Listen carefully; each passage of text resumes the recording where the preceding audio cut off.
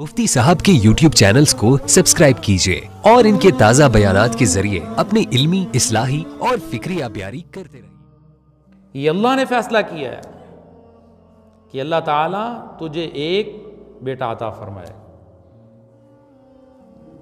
تو حضرت مریم کے بطن مبارک سے اللہ نے عیسیٰ علیہ السلام کو پیدا فرمایا۔ اب عیسیٰ علیہ السلام کی جب پیدائش ہوئی، تفصیلات ہیں قرآن میں، تو ان کے متعلق دو گروہ سامنے آ گئے۔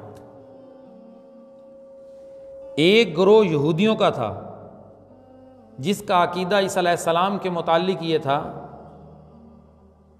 کہ ان کے خلاف عقیدہ، ان کی والدہ پہ تہمتیں لگانا کہ ان کی والدہ پاک دامن نہیں ہے، اور باقاعدہ مقابلے میں آ گئے اور سوال کرنے لگے، یہ بیٹا تیرے پاس کیسے آیا؟ تیری تو شادی نہیں ہوئی، تیرا تو نکاح نہیں ہوا۔ تہمتوں کا بازار گرم کر دیا، سوال کرنے لگے۔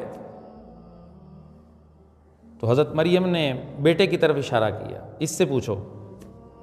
کہنے لگے اس سے کیسے پوچھیں، یہ تو بولتا ہی نہیں ہے۔ تو حضرت عیسیٰ علیہ السلام اسی بچے ہونے کی حالت میں گویائی فرمائی، قال انی عبد اللہ، تم میری ماں سے تم سوال کرتے ہو میں کون ہوں؟ میں اللہ کا بندہ ہوں۔ آتانی الکتاب وجعلنی نبیّا، اللہ مجھے کتاب دیں گے اور اللہ نے مجھے نبی بنایا۔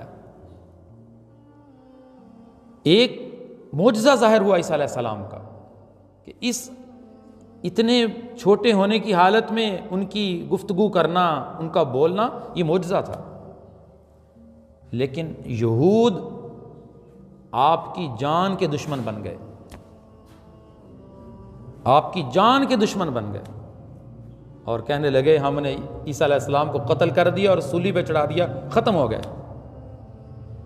اللہ نے یہود کے اس باطل نظریے کی تردید قرآن میں کی، وما قتلوہ وما صلبوہ ولکن شبہ لہم، عیسیٰ علیہ السلام نہ قتل ہوئے ہیں نہ سولی پہ چڑھائے گئے ہیں، بل رفعہ اللہ الیہ، بلکہ اللہ نے انہیں آسمان پہ اٹھا لیا ہے۔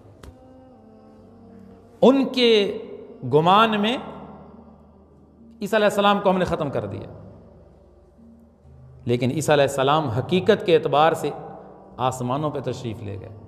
قرآن ہمیں بتا رہا ہے، قرآن ہمیں یہ نظریہ دے رہا ہے، قرآن ہمیں یہ عقیدہ دے رہا ہے کہ ہمارا نظریہ اور عقیدہ یہ ہے کہ عیسیٰ علیہ السلام آسمانوں پہ ہے، اور ہمارے نبی علیہ السلام نے ہمیں بتایا کہ قرب قیامت عیسیٰ علیہ السلام تشریف لائیں گے،